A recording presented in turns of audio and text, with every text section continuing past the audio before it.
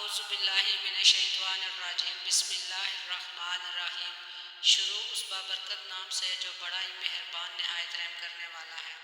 آج ہم آپ کو بہت ہی پیاری ایک آپ صلی اللہ علیہ وآلہ وسلم کی حدیث سناتے ہیں۔ چلیے ہمارے ساتھ یہ حدیث سنیے۔ آپ صلی اللہ علیہ وآلہ وسلم فرما رہے تھے کہ تمام اعمال کا دار و مدار نیت پر ہے۔ ہر عمل کا نتیجہ ہر انسان کو اس کی نیت کے مطابق ہی ملے گا۔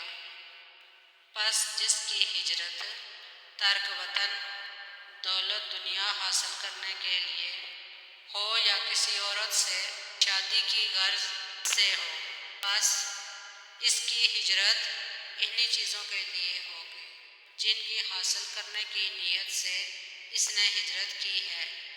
اللہ تعالی ہمیں حدیث سننے اور سمجھنے کی توفیق عطا فرمائے، آمین یا رب العالمین۔